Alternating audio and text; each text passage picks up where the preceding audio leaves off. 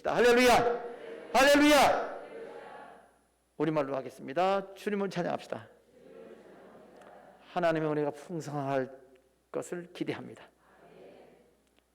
우리가 구하는 것이나 생각하는 것에 더욱 넘치도록 하실 수 있는 하나님, 오늘 시간에 성령으로 우리와 함께 하십니다. 오늘 하나님께서 우리에게 주시는 말씀, 여기 주보에 있는 그대로 14장 8절, 16장 17절에서 21절, 17장 1절에서 7절, 18장 2절, 이렇게 본문 말씀을 여러 군데 읽었습니다. 근데 오늘은요 조금 달라요. 오늘은 여러 군데 읽었지만 지난주처럼 전체적인 내용이 아니라 한 단어에 초점을 맞춰서 여러 군데를 읽었습니다. 해당되는 구절은 더 많은데 대표적인 것만 뽑았습니다. 핵심은 이 바벨론을 중심으로 이 본문 말씀을 정한 거예요. 실제로 요한계시록에도 바벨론에 언급되는 구절은 8구절이 되는데 오늘 4구절만 대표로 뽑은 겁니다. 왜 그러냐면은 지금 이 바벨론이라고 하는 아주 특수한, 아주 구체적인 그런 단어가 요한계시록에서 어떻게 문맥적으로 표현되어 있느냐, 그 차이를 보게 되면 거기서 요한계시록이 이렇게 해석을 해야 되는구나, 또 저렇게 해석하면 안 되는구나 하는 원리를 알 수 있습니다. 그래서 그거를 먼저 설명을 드린 다음에 그다음에 오늘 요한계시록의 단락 특성에 관한 말씀을 전해드리겠습니다. 이 단락이라는 말 제가 많이 썼는데 이 학교 다닐 때, 우리 중고등학교 다닐 때는 그건 문단이라는 말을 많이 썼어요. 글에 이렇게 단락이라는 뜻이죠. 글에 단락해서 문단인데 문단이나 단락이나 같은 뜻입니다. 그런데 오늘 요한계시록의 단락의 특성이라고 말할 때는 그 단락의 내용 특성입니다. 당연히죠. 단락이라는 게 무슨 물건도 아니고 글을 말하는 거기 때문에 그 글의 내용에 어떤 특성이 있느냐라는 건데 그 단락 크기가 크든 작든, 크게 묶은 단락이든 또는 잘게 묶은 단락이든 특성이 아주 간단합니다. 그런데 아주 간단한 반면에 이 요한계시록을 해석하는데 절대적인 영향을 끼쳐요. 자, 이제 시작합니다. 자, 요한계시록 14장 8절부터 봅시다. 14장 8절 빨리빨리 나갈 수 있을 겁니다. 찾았습니까? 또 다른 천사, 읽겠습니다. 시작. 또 다른 천사 곧 둘째가 그 뒤를 따라 말하되 무너졌도다 큰 성 바벨론이요 모든 나라에게 그의 음행으로 말미암아 진노의 포도주를 먹이던 자로다 하더라. 질문하겠습니다. 여러분, 지금 천사가 지금 이 하늘나라에서 천사가 하늘로 날아갑니다. 하늘나라, 그러니까 하늘나라, 천국에서 천사가 공중에 날아가면서 첫째 천사 날아가고 둘째 천사 날아가고 셋째 천사 날아가면서 어떤 소리를 외치는데, 첫째 천사는 영원한 복음을 간단하게 외쳤습니다. 둘째 천사는 날아가면서 뭐라고 말했죠? 무너졌도다 큰 성 바벨론이요. 그렇게 쭉 설명했죠. 자, 무너질 거라는 얘기입니까? 이미 무너졌다는 얘기입니까? 이미 무너졌다는 얘기죠. 자, 넘어가겠습니다. 14장 8절입니다. 그 다음은 16장으로 가겠습니다. 16장 17절부터 오늘 본문 말씀 처음부터 20절까지만 읽지요. 21절 한 절은 그냥 뺍시다. 20절까지만 읽으면 돼요. 17절부터 읽겠습니다. 일곱째 천사가 시작. 일곱째 천사가 그 대접을 공중에 쏟음에 큰 음성이 성전에서 보좌로부터 나서 이르게 되었다 하시니 번개와 음성들과 우레소리가 있고 또 큰 지진이 있어 얼마나 큰지 사람이 땅에 있어 온 이래로 이 같은 지진이 없었더라. 아멘. 여기 두 절은요, 일곱째 천사가 대접을 쏟았대네요. 그러니까 이 대접은요 16장 17절이잖아요. 2절부터 시작합니다. 그리고 15장에는 그게 그 서론이 있어요. 대접에 하나님의 재앙을 담아가지고 이 재앙을 땅에다 쏟습니다. 그럼 이 지상에 막 재앙이 막 엄청난 큰 재앙이 일어나요. 그런데 7째 재앙이니까 마지막 재앙이에요. 15장 1절에 보니까 이렇게 돼 있습니다. 이게 7 대접을 다 쏟으면 하나님의 진노가 끝나는 거예요. 이 세상 하나님의 심판에 살아있는 사람에게 내리는 심판입니다. 죽은 사람에게 하는 심판이 아니고 살아있는 사람들에게 하나님의 재앙과 심판이 임해야 되는데 그게 마지막입니다. 그 다음에 주님이 지상 강림하시는 거예요. 재앙으로서 마지막이라고 15장 1절에 되어 있는데 이 대접을 마지막 대접을 쏟아니까 하나님께서 이제 됐다. 재앙 다 쏟았다 이 말이죠. 재앙은 끝났습니다. 그런데 동시에 번개, 음성, 우레소리, 큰 지진이 있어요. 이건 하나님의 재앙이 임할 때에 나타나는 그 현상입니다. 재앙이 임했다는 그 증거들이죠. 그 증거라는 건 여러 개 있습니다. 비행기가 지나면 비행기 지나가는 소리가 들리잖아요. 날아가는 보지 못해도 소리 들으면 비행기 지나가는 거 알듯이 그런 현상을 여기 보이는 하나님의 재앙이 임하는 현상들입니다. 자, 그 중에 제일 문제 마지막에 있는 게 큰 지진입니다. 큰 지진이 있었습니다. 여태까지 이 지구상에 없었던 지진이 마지막에 있을 텐데 결과는 뭡니까? 19절 읽겠습니다. 16장 19절 큰 성이 세 갈래로 읽겠습니다. 시작. 큰 성이 세 갈래로 갈라지고 만국의 성도도 무너지니 큰 성 바벨론이 하나님 앞에 기억하신 바 되어 그의 맹렬한 진노의 포도주 잔을 받음에 각 섬도 없어지고 산악도 간데 없더라. 7째 대접에 그 재앙이 쏟아 부어지자 지진이 나는데 큰 성이 세 갈래로 갈라졌대요. 무슨 큰 성이길래 그럴까요? 여기서 큰 성은 하나예요. 한 큰 성. 그 큰 성이 뭘까? 요한계시록 찾아보면요, 큰 성이라고 이름한 데가 두 군데예요. 바벨론이라는 큰 성이 하나 있고요, 예루살렘 성이 큰 성이에요. 근데 바벨론은 뒤에 나오니까 이건 예루살렘 성일 거라는 생각이 들어요. 근데 이름은 밝히지 않았습니다. 그 밝히지 않아도 될 이유가 뭐냐면 만국의 모든 성들이 다 무너졌거든요. 그 성만 무너진 게 아니고 그는 큰 성과 모든 성들이 다 무너졌다. 특별히 이름이 밝혀진 게 바벨론입니다. 19절 큰 성 바벨론이 하나님 앞에 기억하신 바 되어서 하나님이 기억하시고 그 맹렬한 진노의 그 포도주 잔을 받고서 그냥 멸망되는데 각 섬도 없어져요. 바벨론이라는 큰 성이 있는 그 근처에 섬이 있는데 섬이 없어져요. 섬만 없어지는 게 아니라 그 바벨론 성이 세워져 있는 그 육지지요. 여기서는 산악이라고 그랬어요. 여러분, 땅이 무너져도요, 산이 무너지는 경우는 많지 않거든요. 화산이 없어질 경우는 있기는 있지만 오히려 화산 때문에 산이 더 생기기도 하지요. 그런데 섬도 없어지고 산악도 없어진단 말은 이 바닷 가운데 따로 있는 섬도 없어져 버리고 섬이 아닌 육지에 있는 모든 산이나 땅도 없어져 버리는 그렇게 된다는 거예요. 왜? 큰 성 바벨론이 하나님께 심판받아서 큰 성 바벨론을 하나님이 무너뜨리는데 바벨론과 관계되어 있는 모든 그 섬과 육지가 그냥 다 없어지는 거예요. 바벨론이 구체적으로 뭐냐? 바벨론은 옛날 느부갓네살 왕의 나라가 바벨론이었잖아요. 그런데 지금도 그래서 어떤 목사님들은 지금 그 바벨론이라는 나라가요, 이름을 바꿔서 이라크라고 불러요. 이라크. 그럼 지금 이라크라고 부르기도 하는데 이 요한계시록을 보면요, 이 바벨론은 별명이에요. 실제로 거기 해석을 볼 것 같으면 그거는 바티칸 그 큰 성입니다. 바티칸 알죠? 지금 카톨릭 본부.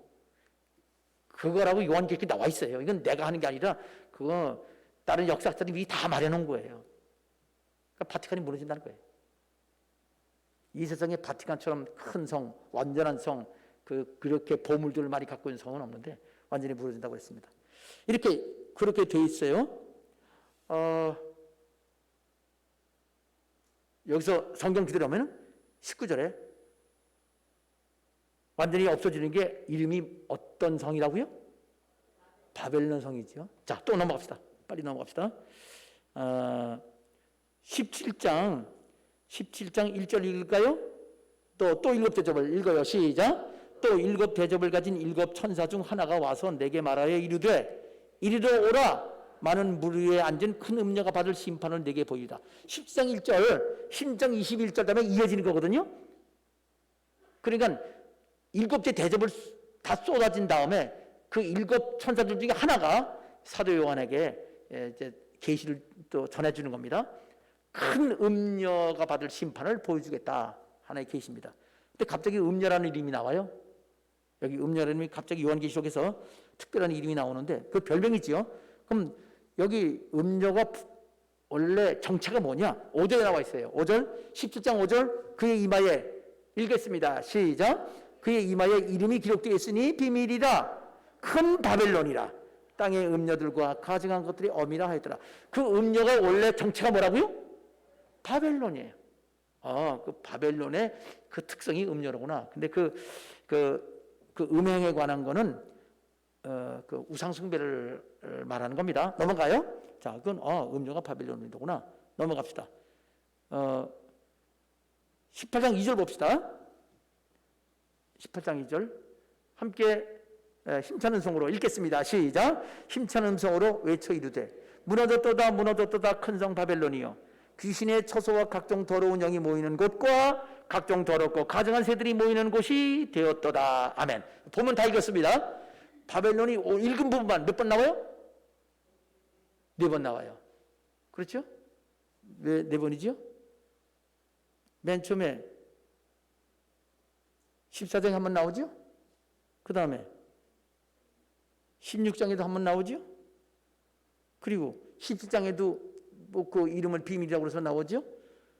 그 다음에 18장에 나오죠. 아직 사실 더 있어요. 전부 다 8절 나오는데 좀 네 군데만 본 겁니다. 그러면 자, 여기서 질문이 하나 있는데 무슨 질문이냐면요. 여러분, 아까 14장 8절 읽을 때 뭐라고 천사가 말했지요? 무너졌도다 무너졌도다 큰 성 바벨론이요. 아까 제가 물어봤죠. 무너질 거라는 겁니까? 이미 무너졌다는 겁니까?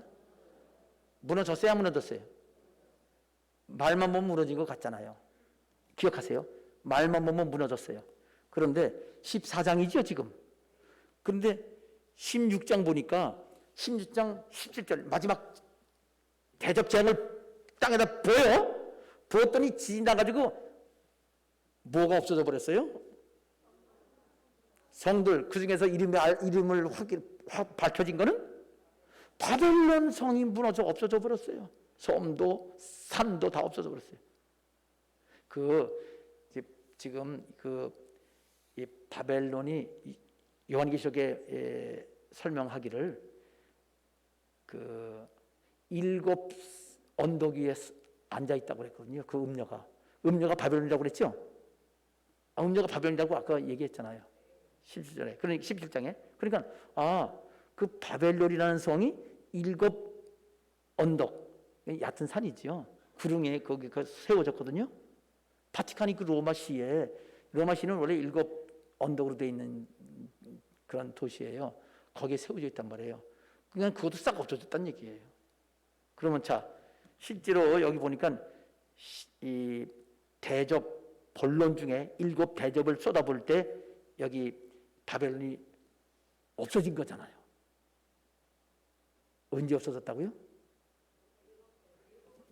자, 그런데 보니까 여기 18장 보니까 2절에 또 어떤 힘찬 천사가 말하기를 무너졌다 바벨론이요 그랬지요. 정확하게 무너졌다 몇 번 나왔어요? 2번 나왔죠. 14장하고 18장하고. 그리고 간데가 없다. 간데가 없어. 다 없어져 버렸어. 그것까지 합치면 3군데지요. 바벨론은 몇 번 망하는 거지요? 바벨론은 몇 번 망하는 거지요? 망하는 거. 바벨론이라는 이름 다 나올 때마다 망한다 그러면 8번 망하는 거예요. 그런데 그래서 우리가 알아야 될 거는 이게 진짜 이게 무너졌다 과거적으로 얘기했어요.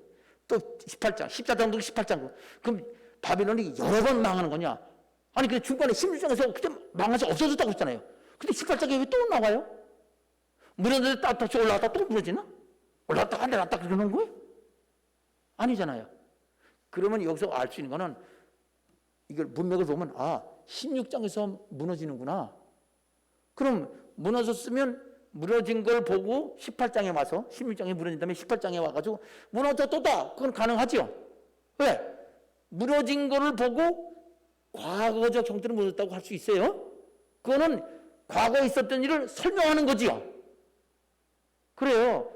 하나님께 징계받아 무너진 거다라고 다시 설명을 한 거예요. 18장은요. 그러니까 16장이 7째 대접이라고 그랬죠. 16장의 17절이 그런데 17장 18장은요 바로 바벨론의 무너진 현상에 대한 어떤 그 근거, 이유, 그 다음에 상태를 말하는 거예요. 그게 결국 결론이죠. 그게 결과적 결론입니다. 그러니까 그거는 18장 2절에서 무너졌다. 그거는 그때 무너진 것이 아니라 이미 무너진 거에 대한 설명이다 라는 걸 알 수 있죠. 그럼 14장은 뭐예요? 우리가 지금 얘기했잖아요. 16장에 무너진 그때 그 사건이에요. 14장은 무너졌다 라고 과거로 말했지만 실제는 예언입니다. 제가 이건 여러 번 말씀드렸습니다. 형하고 동생하고 놀다가 동생이 막 아주 귀중한 이 집에 가구 깨뜨렸어요. 그럼 형이 딱 보고 너 이제 너 혼났다. 이제 너 엄마 아빠가 알면 너 혼났다. 너 혼날 거다라고 말을 애들은 안 하죠. 어린애들도 말하기를 너 혼났다 그래. 말을 몰라서 그런 게 아니에요. 너 혼날 거다 이렇게 말하는 걸 몰라서 그런 게 아니라 너무나 앞으로 혼날 게 확실하니까 이미 그 미래에 가가지고 이미 미래에 가 있는 것처럼 이미 겪은 것처럼 말하는 거예요. 너 혼났다 이제 너. 그게 미래적인 표현입니다. 혼날 거다 그러면 약해. 너무 약해. 그죠? 성경도 똑같이 우리 일상 쓰는 그런 표현을 가지고 앞에 14장에서는 무너졌다. 이건 무너질 거다. 확실히 무너질 거다. 그 얘기예요. 16장에서는 그때 무너져 버리고 18장에서는 무너진 이유를 설명하면서 무너졌다. 하나님 앞에 이렇게 하나님을 대적하는 그 바벨론은 무너졌다라는 그런 얘기입니다. 그래서 명심하십시오. 성경을 보면은요, 꼭 그때 무너질 것 같아. 무너졌다. 아니요, 예언이라서 아직 안 무너지고 앞으로 무너질 거라는 뜻이라는 거 알겠죠? 예, 8번 바벨론이 나오는데 그 중에 딱 무너졌다는 말은 이게 무너졌다는 2번 나와요. 실제로 무너진 장소, 무너진 그 재앙까지 말하면 3번인데 나머지 것도 바벨론 나올 때마다 무너졌다고 할 수는 없잖아요. 그죠? 막 설명하는 얘기니까 그 중에 한 번만 실제로 무너진 거다. 그 나머지 뭐예요? 나머지 설명이에요. 그런데 많은 어떤 사람들은 특히 이 읽으면서 하여튼 뭐라고 나오기만 하면 그 사건이 있는 걸로 알면은 얼마나 이상하게 되겠어요. 그렇죠? 그래서 문맥을 봐야 되고 구조를 잘 살펴야. 특별히 문맥을 보면은요, 문맥을 크게 보면 구조가 돼요. 그래서 오늘 이 원리 써 있다고 과거로 표현했다고 다 과거가 아니다. 거기 어떤 사건이 써 있다고 해서 그 사건이 꼭 그때 발생한 것이 아닐 수도 있다. 어떻게 그건 알 수 있느냐? 오늘 그걸 얘기할 거예요. 지난주는 개요를 했죠. 개요. 이게 잠깐 빨리 보여드릴게요. 개요에 대해서. 지난주 했던 거예요. 요한계시록 개요. 이거 제목이 그냥 개요라고 그랬는데 제가 좀 보충해서 범위 계층 개요 구조. 요한계시록의 개요입니다. 자, 지금 요한계시록의 개요 지난주 설명한 겁니다. 여기서 개요는 3가지라고 지난주 말씀드렸죠. 그 다음에 여기가 도형에다가 그림에다 옮겨진다고 그랬습니다. 그리고 3번째 목록을 보여준다고 그랬죠. 핵심 내용, 핵심 개요, 교회 인봉 나팔 대접. 똑같은 그림을 그릴 거예요. 이것이 나팔 대접. 이렇게 핵심 개요죠. 여기까지가. 교회 인봉 나팔 대접 4주제 7단계씩 하면 이게 핵심 단락인데 이걸 목록을 치면 이렇게 됐다 그러고 그다음 각 4주제의 앞에는 주제별 서론, 뒤에는 지금 결론이 있다고 그랬죠. 그거를 핵심에다 포함시키면 포함교회라고 그랬죠.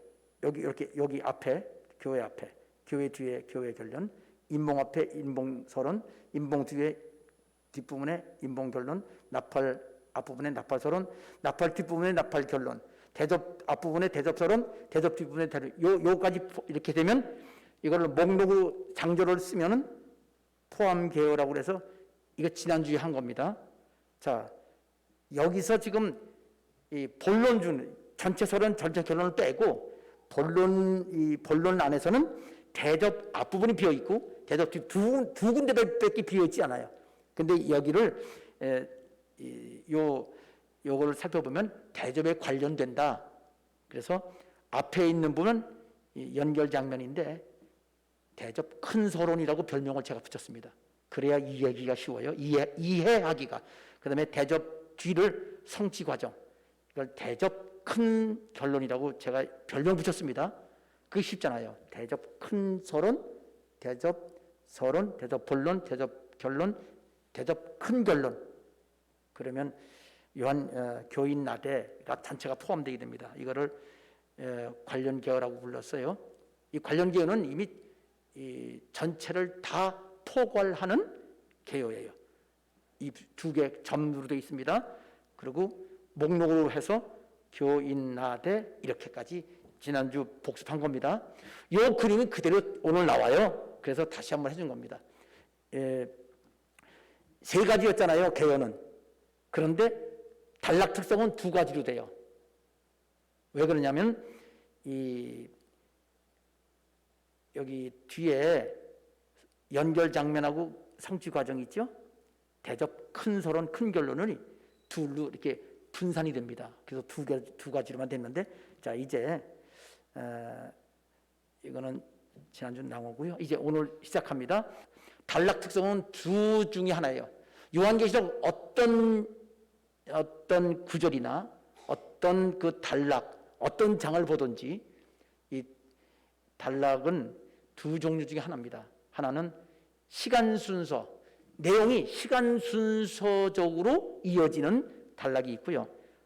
또 시간 순서로 이어지지 않고 요한계시록 기록된 순서를 보면 시간 순서가 없이 이 다른 시간 순서에 관련된 건데 따로 모아져서 설명하는 사건이 있어요. 그것도 사건이긴 한데 설명을 위한 사건입니다. 그럼 둘 중에 하나입니다. 자, 1번 사각형 둘 중에 하나라고 그랬죠? 사건 순서가 있고 사건 설명이 있습니다. 순서 아니면 설명이란 뜻이에요. 자, 사건 순서 단락, 그러니까 순서와 관련된 단락은 교인 나대 각 7단계, 그 단계들 전체 4728이죠. 지난주를 말하면 핵심 개요 부분입니다. 똑같아요. 단 플러스 하나가 더 있어요.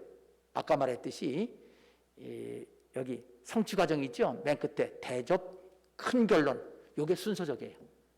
그래서 여기 포함되기 때문에 두 가지로 됩니다. 자, 그러면 이거를 도형 그림에다가 이제 표시를 하면요. 자, 교회 똑같지요? 지난주하고 대접인데 성취 과정이 나가서 더 들어가요. 그러니까 핵심 개요에다가 성취 과정을 덧붙이면 이것이 순서적으로 그대로 이루어집니다. 자, 표시하겠습니다. 교회는 7단계잖아요. 인봉 7단계 이렇게 두로 나눠져 있죠. 7번째 인봉이 출장 같다고 했어요. 원래는 끝에 붙여 있어야 되는데 이렇게 단도를 뛰어 넘어간 거예요. 그러니까 이 사이가 끝부분이라고 하는 거죠. 나팔도 똑같습니다. 여기 7나팔이 사이가 떨어져 있고요. 벌어져 있습니다. 7대접은 하나예요. 그리고 성취 과정이 하나입니다. 이렇게 이것이 사건 순서적 단락입니다.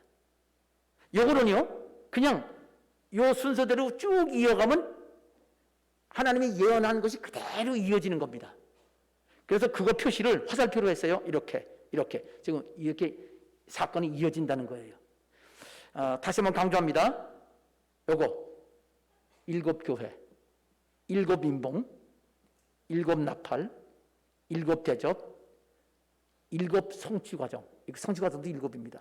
이렇게 이 연결되면 요한계시록에서 지금 사건이 어떻게 전개되는지를 알 수가 있습니다. 그러면 여기 빈 부분 있잖아요. 여기 그 교회와 인봉 사이 빈 부분. 그 다음에 인봉과 일곱째 인봉, 여섯 그 사이, 이 네모칸이 없는, 색깔이 없는 그 분홍색만 있는 것들은, 화살표 것들은, 이거는 빈 곳이잖아요. 요 빈 곳들이 사건 설명 단락이에요. 그러니까 간단해요. 핵심 단락이 주축이 된 것은 사건 순서고, 순서 단락이고, 나머지는 설명 단락이다. 자, 설명 단락 펴볼게요. 표시합니다. 여기 설명하기를, 사건 설명 단락은 어떤 것들로 되어 있냐? 교인나되 각각의 서론 결론들을 다 모으면 그게 설명 단락이란 얘기예요. 아까 말했듯이 이 빠진 부분, 이 핵심 부분, 7단계씩으로 되어 있는 거 외에는 다 설명 단락이라는 걸 다시 한번 여러분에게 설명드린 겁니다. 플러스 하나 되어 있지요. 뭐냐면 연결 장면, 큰 서론, 대접 큰 서론을 말하는 거예요. 그것도 쪽으로 되어 있습니다. 아까 보여드렸어요. 이것도 이 도형 그림에다 표시하면요. 자, 교회 서론이죠? 이거는 사건 순서가 아니고 사건 설명입니다. 왜 목사님 왜 설명해요? 서론은 본론을 위해서 있잖아요. 서론이 본론의 한 부분은 아니죠. 본론을 설명한 거니까 이게 바로 설명입니다. 이걸 사건으로 연결시키면 안 돼요. 그 다음에 교회 결론도 마찬가지고, 교회 결론도요, 이 땅에서 이어지는 사건 순서가 아니에요. 요한계시록에서는 순서적으로 쫙 써 있지만 서론의 본론이 사건의 연속은 아니다. 인봉도 마찬가지예요. 붉은색 인봉 흐리게 나오죠. 흐리게 나와요. 왜냐하면 화살표 밑에 있어서 감춰졌다 이 말이에요. 이거는 사건이 아니다 얘기예요. 예, 순서적 사건이 아니고 설명하는 내용이다. 또 여기 나팔 서론, 나팔 결론, 그 다음에 대접 서론, 대접 결론, 그리고 대접 앞에 있는 대접 큰 서론 또는 연결 장면. 자, 점선으로 보입니다. 요거. 근데 이런 것들은요, 실제로 이 순서적 사건에 끼어들어 있으면 안 돼요. 빼내야 돼요. 그래야만 순서가 맞아져요. 빼낼게요. 자, 위로 빼냅니다. 이렇게 위로 빼내고, 진해졌네. 아래로 빼낼게요. 서론은 위로 빼내고, 결론은 아래로 빼냅니다. 인봉도 마찬가지죠. 위로 빼내고, 아래로 빼내고. 나팔도 서론은 위로 빼내고, 결론은 아래로 빼내고. 대접도 서론 위로 빼내고, 결론 아래로 빼내고. 여기 점수로 되어 있는 연결 장면 있지요.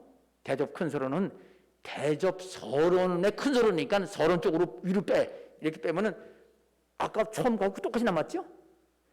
아까 사건 순서 그대로잖아요. 그 다른 둘로 나눈 겁니다. 자, 이렇게 나눠서 다시 한번 지금 여기서 이렇게 해서 화살표 안에 들어있는 거는 사건 순서 단락들이고요. 7단계들이에요. 전부 다. 위아래로 이렇게 서론, 결론, 서론, 결론 다 빼내고 나머지 큰 서론, 연결 장면도 위로 빼냈어요. 그건 전부 다 설명 단락이에요. 그러니까 요한계시록 읽을 때 어떻게 읽으면 제일 좋으냐면요. 지금 7교회, 7인봉, 7나팔, 7대접 뒤에 7 성취 과정 이것만 쭉 읽어서 머리에 사건이 이렇게 연결되는구나 하는 거를 집어넣어줘요. 어렵지도 않아요. 그냥 교인나대 성취 그걸 7단계씩 그것만 알고 있으면 그냥 머리에 딱 새겨지게 돼 있어요. 이렇게 하니까요. 제가 이게 지금 애니메이션으로 이게 움직이면서 여러분에게 설명하려고 했는데 이게 그림 보니까 좀 복잡해, 그죠? 안 복잡해요? 아무튼 복잡군요. 근데 사람 따라서 이게 복잡하기도 해요. 그래서 간단하게 더 그렸습니다. 똑같은 거예요. 이렇게. 이 교회를요, 사각형 안에 다 집어넣었어. 서론, 본론, 결론, 이렇게. 또 그 옆에 인봉도 서론, 본론, 일곱이 들어가면 본론이에요. 그리고 그게 핵심입니다. 자, 나팔도 서론, 본론, 결론. 쉽네, 그죠? 그림이 훨씬 쉽죠? 예. 그 다음에 대접이 또 와야 되잖아요. 서론, 본론, 결론. 이렇게 그림 그냥 눈 감고도 그리겠다, 그죠? 그리고 성취 과정도 있어야 되잖아요. 지금 이거는 사건 순서예요. 성취 과정을 왜 점으로 했냐면요. 여긴 7이란 말이 안 나와요. 그냥 성취 과정이에요. 7개긴 한데 7이라는 표현이 없어. 그리고 서론 결론도 없어 여기는. 요 하나뿐이에요. 그래서 여기 점 조금 다르다. 그러니까 다르다는 표시만 해준 거예요. 자, 여기서 이게 이 사건의 순서가 쫙 이어진다고 그랬죠? 어떻게 이어지나 보세요. 똑같아요. 위 거하고. 요렇게 화살표고 가운데 것만 이어지지요. 7교회가 곧바로 7인봉으로 나팔로 대접으로 성취 과정으로 이 5단계를 이어서 요한계시록의 예언이 이루어지고 가고 있어요. 그러면 서로는 위에 빠져 있잖아요. 결론도 빠져 있어요. 다 빠져 있어요. 이렇게 사건은 이루어져 있다. 근데 여기 빈 공간이 하나 남았죠? 여기 7나팔교 대접에 이거 비었잖아요. 여긴 위에 보면 여러분 벌써 눈치 빠는 사람도 알아요. 이게 연결 장면이거든요.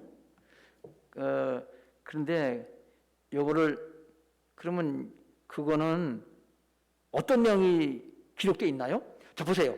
7교회 위에 서론은 7교회를 위한 서론이에요. 7교회 밑에 있는 결론은 7교회를 설명해 주는 결론이에요. 그런데요, 요 중간에 여기 빈 거는 조금 연결 장면은 조금 달라요. 어떻게 되냐면 연결 장면이라고 써 있죠? 12장에 14장까지인데 요거는요. 자, 요거 지금 막대기 보여요? 넓이가 7인봉서부터 7대접까지죠. 거기 이렇게 보여오지요. 7인봉 나팔 대접 요 시기에 요 순서에 관계된 설명이 여기에 써 있어요. 그 칸에. 거기 네모칸은 일부러 안 썼어요. 거기 네모칸이 거기에 들어가 있어요. 12, 13, 14장이. 이거는 인봉 나팔을 대접에 연결시키는 다리 역할을 해요. 그래서 연결 장면이라고 부른 거예요. 그런데 그러면 보세요. 서론이 몇 개가 있죠 지금? 4개. 결론은 몇 개예요? 또 4개. 그 다음 큰 서론이 연결 장면이라고 그랬죠? 이런 것들은 네모칸 안에 들어있는 것은 그 안에서 해결이 돼요. 7교회 위에 있는 서론은 7개 설명하는 거예요. 그런데 연결 장면 안에 있는 것들은요, 인봉과 나팔과 대접의 순서에 해당되는 거예요. 그러니까 12, 13, 14장을 보면서 다 사건들입니다.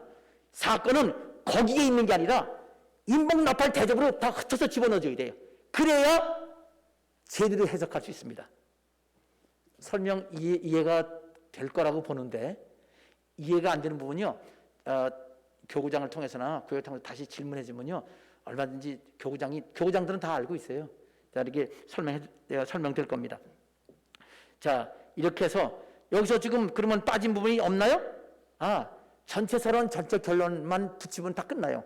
전체 서론 여기 1장 1절부터 8절까지예요. 그리고 맨 끝에 12장 6절부터 21절까지 요거는 그냥 전체니까. 그리고 지금 네모칸 친 건 전부 다 본론이거든요.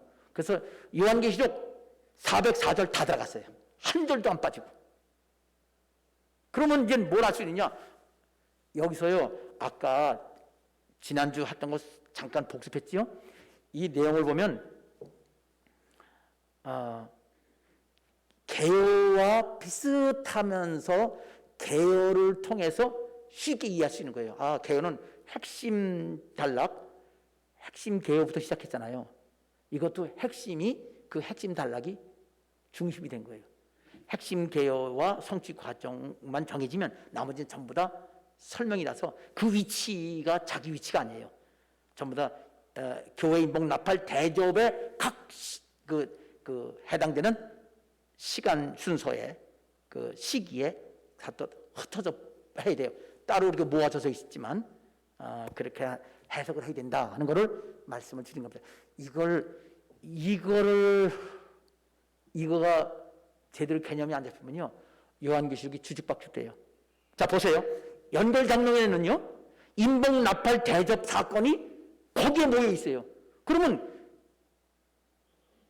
한 번밖에 없는 인봉 사건이 저 대접에도 또 있는 것처럼 두 번, 세 번씩 아까 바벨론처럼 그런 오해를 산단 말이에요. 그렇게 해석하면 안 되고 이 구조를 알아야만 제대로 요한계시록을 해석할 수 있다고 하는 것을 말씀을 드린 겁니다. 자 이제 결론입니다. 결론. 아까 결론을 낼 때 별 두 개가 번쩍했네, 그죠? 보여요 이거?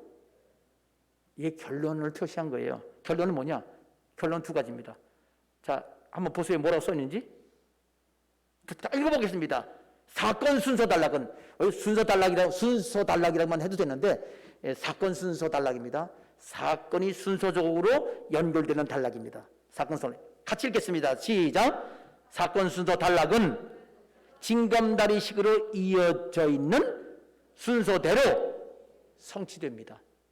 아까 자 네모 2번 네모에 보면은요 중간중간에 빠져 있지요. 초록색 교회 네모에다가 인봉은 쭉 사이 건너져 있지요. 그게 징검다리식으로 그렇게 건너가지 않고 거기도 연결시키면 그다음엔 그건 이제 문제가 돼요. 그건 물에 빠져요.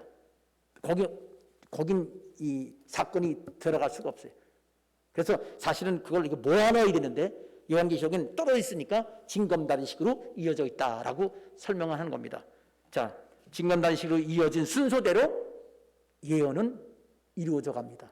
그 다음 두 번째 결론입니다. 끝났습니다. 사건 설명 단락은 읽어요. 시작. 사건 설명 단락은 사건 순서 시기에 속한 사건들을 반복해서 설명합니다. 그러니까 서론이나 연결 장면들은 다 교인 나대나 다른 바로 그 교인 나대 안에 이렇게 또는 성취 과정 속에 거기에 들어갈 거를 이게 따로 빠져 있다. 이 두 가지만 알면, 두 가지를 모르면 해석이 제대로 안 되고 두 가지를 알면 해석된다. 그래서 요한계시록 읽을 때는요, 여러분 지금부터는요 처음부터 쭉 읽지 말고 일곱 교회, 일곱 인봉, 일곱 나팔, 일곱 대접, 성취 과정 이것만 쫙 읽어보세요. 아주 쉬워요. 왜? 첫째, 둘째, 셋째가 다 나오니까. 일곱 교회 있죠. 일곱, 첫째 인봉, 둘째 인봉, 셋째 쭉 나오지요. 나팔도 첫째, 둘째, 셋째 나와요. 첫째, 둘째 없는 거는 일곱 교회하고 성취 과정 양쪽에 있는 건 없지만 일곱 과정이에요. 그 계속 읽고 나면요 너무 쉬워요. 나머지 부분 읽으면 여기 읽은 그러니까 뭐가 되냐면요 여기 지금 읽을 때 여러분 여기 일곱 교회를 읽었잖아요. 빨간 거 보이나요 지금? 일곱 교회를 읽었어요. 인봉도 읽었어요. 나팔 읽었어요. 그 다음 대접도 읽어요. 다른 부분 읽을 때 여기 서론 읽고 읽 때는 교회에 포함된 얘기예요. 연결 장면이 있을 때는 이 연결 장면은 여기 어딘가 여기에 속한 거다 어디에 속했나 하는 거를 이거를 잘 생각하고 읽으면 제대로 해석이 되는 거예요. 자 그러니까 이렇게 해서 여러분에게 지금 개요로부터 시작돼서 그걸 조금 더 발전시킨 단락 특성까지 나왔고 단락 특성은 뭐냐면 요한계시록 해석 열쇠예요. 이건 모르면 이 두 열쇠 두 개예요. 하나는 순서대로 이어지는 예언과 성취의 그 열쇠고 또 하나는 그 흩어져 보내야 된 그런 내용들을 여러분에게 말씀드렸습니다. 자 그래서 이렇게 여러분이 이걸 들으면서도 아이고 복잡하네. 사실은 여러분이 성경을 안 읽어서 그래요. 요한계시록에 교인 나대가 있다는 거 이거 제가 쭉 설명했기 때문에 설교 듣고 나서 집에 가서 화장실에 들어가서 1시간 동안 읽으면요 그냥 요한계시록 다 읽어요. 1시간 동안 좀 큰 거 보는 동안에. 그리고 그걸 몇 번 읽으면요 그냥 말씀이 달콤하게 돼요. 그냥 목사님 주는 것만 떠먹어 주는 것도 이렇게 주면은 그냥 그거 그냥 받아 먹다가 그냥 졸면서 받아 먹어가지고 다 입에 뱉어내고 그러면 어떻게 되겠어요, 그죠? 그런데 말씀을 읽는 자와 듣는 자와 지킨 자들이 복이 있다고 그랬는데 보세요. 읽었으면 지키게 되잖아요. 들었으면 지키게 되잖아요. 근데 지금 들은 거가 뭘 지켜요? 읽으란 얘기예요. 이런 순서를 따라서 읽고 요게 해석 열쇠가 두 개로구나. 순서적인 해석 열쇠가 있고 그 순서에서 딴 데로 보내야 될, 제 위치로 보내야 될 그런 부분을 여는 그것을 아는 두 가지 열쇠를 여러분에게 드린 겁니다. 이렇게 해서 성경을 읽고 나면 그 읽으면서 하나님이 내게 어떻게 하는지 말씀을 깨닫게 해주는 겁니다. 그래서 근데 순종은 어렵지 않아요. 이미 7 명령 여러분 들었죠? 그게 가장 간단한 거 복음이거든요. 이분이 그는 왜 이렇게 복잡한 거 다 설명을 들어야 되죠? 왜 들어야 되냐면요, 이 사건 속에 실제로 그 복음이 들어있거든요. 우리가 일상생활 하면서 기도 안 하고 막 걱정하는 이유가 뭐냐면 일상생활에 들어있는 복음을 몰라서 그래요. 일상생활에 들어있는 마귀 역사, 일상생활에 들어있는 그 회개해야 될 일, 일상생활의 어려움 가운데서도 감사해야 될 그 원리가 요한계시록의 이 사건 속에 들어있단 말이에요. 그러니까 단지 목화신앙 되어 있습니다. 그러면 천국 가요. 그렇지만 요한계시록을 한번 알고 나면 다른 성경은 아주 쉬워요. 제일 어려운 게 요한계시록이니까. 그렇게 해서 이 성경 말씀을 통해서 응답받는 성도 여러분 되시길 바랍니다.